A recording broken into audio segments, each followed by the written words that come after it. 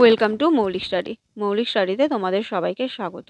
আজকে 12ই জানুয়ারি 2024-এর current অ্যাফেয়ার্সের important প্রশ্ন নিয়ে চলে এলাম। চলো শুরু করা যাক।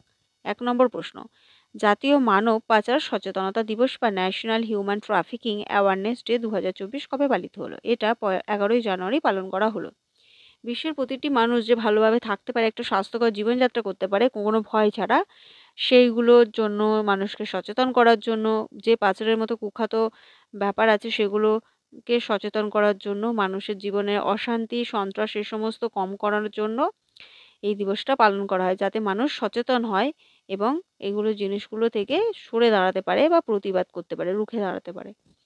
তো এবছরের থিম হচ্ছে, 24 সালের theme, every person in the world deserve a good life, a healthy lifestyle and the absence of fear when they live life.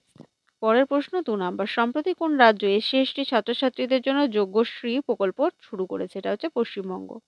পশ্চিমবঙ্গের মুখ্যমন্ত্রী মমতা বন্দ্যোপাধ্যায় সম্প্রতি যোগ্যশ্রী নামে একটি ব্যাপক সামাজিক কল্যাণ প্রকল্প শুরু করেছেন। এই উদ্যোগের লক্ষ্য হলো পশ্চিমবঙ্গের তপশিলি জাতি এবং তপশিলি উপজাতি ছাত্রদের জন্য বিনামূল্যে প্রশিক্ষণ মডিউল প্রদান করা।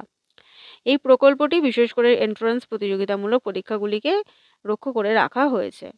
পরের প্রশ্ন 3 নম্বর, সম্প্রতি কোথায় আভ্যন্তরীণ জলপথ উন্নয়ন পরিষদের প্রথম সভা অনুষ্ঠিত হয়েছে? এটা হচ্ছে কলকাতায়। পশ্চিমবঙ্গের রাজধানী হচ্ছে কলকাতা। বন্দর, শিপিং এবং জলপথ মন্ত্রকের অধীনে কাজ করা ভারতের অভ্যন্তরীণ জলপথ কর্তৃপক্ষ কলকাতায় অভ্যন্তরীণ জলপথ কাউন্সিল, উন্নয়ন কাউন্সিল যেটা আছে, এর উদ্বোধনী বৈঠকের আয়োজন করে এক ইতিহাস তৈরি করেছে। কেন্দ্রীয় বন্দর, নৌ পরিবহন, জলপথ মন্ত্রী সর্বানন্দ সোনোয়ালের নেতৃত্বে এই উল্লেখযোগ্য ইভেন্টটি শুরু হয়েছে।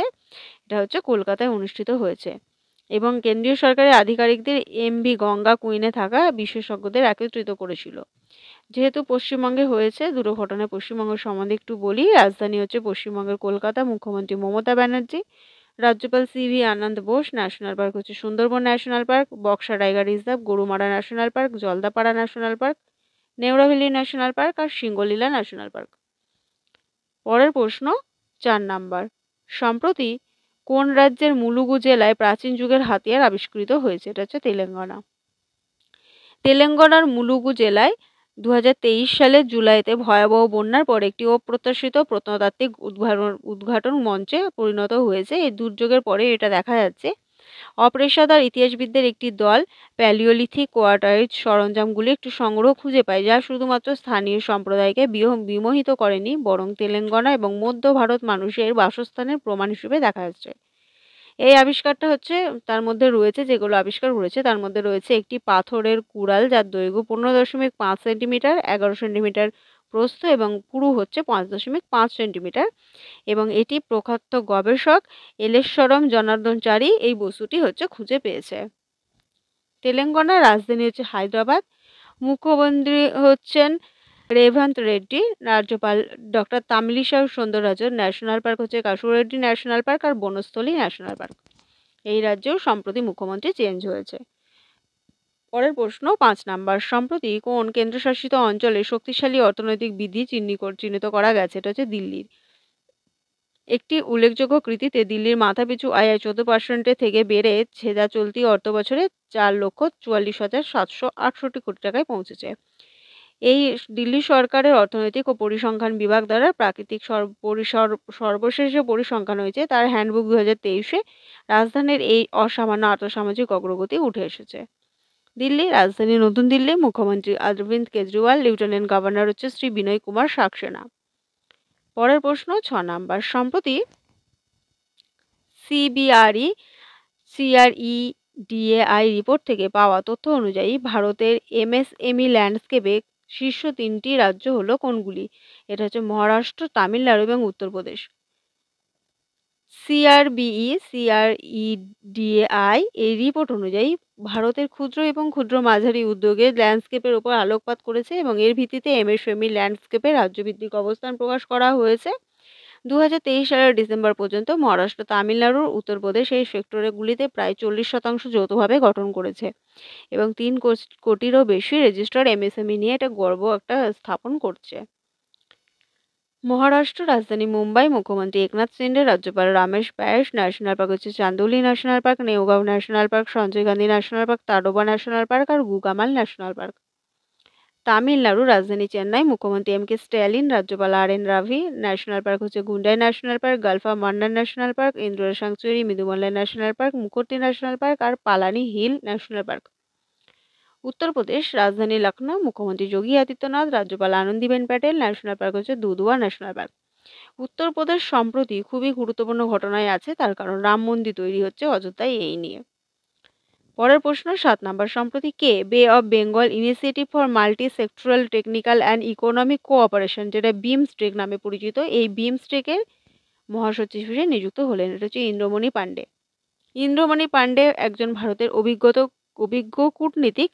আনুষ্ঠানিকভাবে bay of Bengal initiative for multi sectoral technical and institute of cooperation বিমস্টেকের মহাসচিব হিসেবে ভূমিকা গ্রহণ করেছে। রাষ্ট্রদূত পাণ্ডে তিনি ভুটানের তেনজিং লেকফেলে স্থলাভিষিক্ত হওয়ার সাথে সাথে এই নিয়োগটি সংগঠনের নেতৃত্বে একটু গুরুত্বপূর্ণ পদে হিসেবে তিনি নিযুক্ত হয়েছে। তিনি মানে বিমস্টেকের চতুর্থ মহাসচিব নিযুক্ত হয়েছেন এবং 3 বছরের মেয়াদে তিনি নিযুক্ত হলেন। বিমস্টেক এটা হচ্ছে ফুল ফর্ম অবশ্যই তোমাকে জানতে হবে, বে of Bengal initiative for multi sectoral technical and economic cooperation. এটি হচ্ছে 7টি দক্ষিণ এশীয় দক্ষিণ পূর্ব এশীয় দেশের একটি আন্তর্জাতিক সংস্থা। সদর দপ্তর হচ্ছে ঢাকা, বাংলাদেশ। প্রতিষ্ঠা হয়েছিল 1978 সাল। পরের প্রশ্ন 8 নাম্বার, সম্প্রতি কে ফোনপে আন্তর্জাতিক অর্থ প্রদান বিভাগে সিইও হিসেবে নিযুক্ত হলেন? এটা হচ্ছে রিতেশ পাই। ওয়ালমার্ট মালিকানাধীন ফিনটেক ফার্ম ফোনপে রিতেশ পাইকে তার আন্তর্জাতিক অর্থপ্রদান ব্যবসার প্রধান নির্বাহী কর্মকর্তা মানে সিইও হিসেবে নিযুক্ত করেছে। এই উন্নয়নটি জাপান, সিঙ্গাপুর, সংযুক্ত আরব আমিরাত, ফ্রান্স এবং যুক্তরাজ্যের মতো দেশগুলিকে আগ্রহকে আকর্ষণ করার জন্য এবং ইউনিফাইড পেমেন্ট ইন্টারফেসের বিষয়ায়নের জন্য ভারতের উচ্চাকাঙ্ক্ষার সাথে সারিবদ্ধভাবে কাজ করবে। ফোনপে এটা হচ্ছে একটি ভারতীয় ডিজিটাল পেমেন্ট এবং আর্থিক পরিষেবা। প্রতিষ্ঠা করেছিলেন সমীর নিগম, বুর্জিন ইঞ্জিনিয়ার এবং রাহুল চারি। মূল সংস্থা হচ্ছে ওয়ালমার্ট। সিইও হচ্ছে সমীর নিগম। তিনি তাকে পাল্টে এই রিতেশ পাই তিনি হচ্ছেন। প্রতিষ্ঠা হয়েছিল 2015। সদর দপ্তর হচ্ছে মহারাষ্ট্র। পরের প্রশ্ন 9 নাম্বার, সম্প্রতি কে ভারতের প্রথম হাইজেনিক ফুড স্ট্রিট প্রসাদম উন্মোচন করেছেন? এটা হচ্ছে স্বাস্থ্যমন্ত্রী ডক্টর মনসুখ মান্ডভিয়া। কেন্দ্রীয় স্বরাষ্ট্রমন্ত্রী ডক্টর মনসুখ মান্ডভিয়া সম্প্রতি মধ্যপ্রদেশের উজ্জয়নে নীলকান্ত ভ্যান মহাকাল লোকে একটি জমকালো অনুষ্ঠানে দেশের প্রথম স্বাস্থ্যকর এবং স্বাস্থ্যকর খাবারের রাস্তা প্রসাদম এর উদ্বোধন করেছেন। মধ্যপ্রদেশের মুখ্যমন্ত্রী ডক্টর মোহন যাদব, উপমুখ্যমন্ত্রী রাজেশ শুক্লা, জনস্বাস্থ্য এবং পরিবার কল্যাণ প্রতিমন্ত্রী নরেন্দ্র শিবাজি প্যাটেল, লোকসভার সদস্য অনিল ফিওজিয়ার উপস্থিতিতে এই ঘটনাটি ঘটেছে। যেহেতু এটি মধ্যপ্রদেশে হয়েছে এই ঘটনাটি, তো মধ্যপ্রদেশ সম্বন্ধে একটু বলি। মধ্যপ্রদেশের রাজধানী হচ্ছে ভোপাল। মুখ্যমন্ত্রী এই রাজ্যে নতুন চেঞ্জ হয়েছেন, তিনি হচ্ছেন ডক্টর মোহন যাদব। রাজ্যপাল মাঙ্গভাই ছাগনভাই প্যাটেল। ন্যাশনাল পার্ক হচ্ছে Bandhavgarh national park, Kanha national park, Mandla national park, Madhav national park, Vanvihar national park, Panna national park, Pench national park, Sanjay national park আর Satpura national park. National park সব থেকে বেশি আছে এই মধ্যপ্রদেশে এবং এই রাজ্যে বনের পার্সেন্টেজটাও বেশি আছে। পরের প্রশ্ন এবং লাস্ট প্রশ্ন 10 নাম্বার, সম্প্রতি ফ্রাঞ্জ বেকেনবাওয়ার প্রয়াত হয়েছেন। তিনি কে ছিলেন? তিনি একজন ফুটবলার। বিখ্যাত ফুটবলার এবং ম্যানেজার হিসেবে ফিফা বিশ্বকাপ জয়ী 3 জন ফুটবলারের মধ্যে একজন হচ্ছে ফ্রাঞ্জ বেকেনবাওয়ার। তিনি 78 বছর বয়সে প্রয়াত হয়েছেন। 1945 সালে তিনি মিউনিখের গিসলিংয়ে জন্মগ্রহণ করেছিলেন এবং বায়ার্নের যুব স্কোয়াডে ফুটবলের সাথে তার প্রথম যাত্রা শুরু হয়েছিল এবং 1964 সালে তিনি একজন বাম উইঙ্গার হিসেবে তার আত্মপ্রকাশ করেছিলেন। তো তিনি সম্প্রতি প্রয়াত হয়েছেন। এই ছিল আজকের সমস্ত ডিটেলস। ভিডিওটা ভালো লাগলে লাইক করো, বন্ধুদের সাথে শেয়ার করো এবং চ্যানেলে নতুন হলে অবশ্যই চ্যানেলটি সাবস্ক্রাইব করো। আজকে এতটুকুই।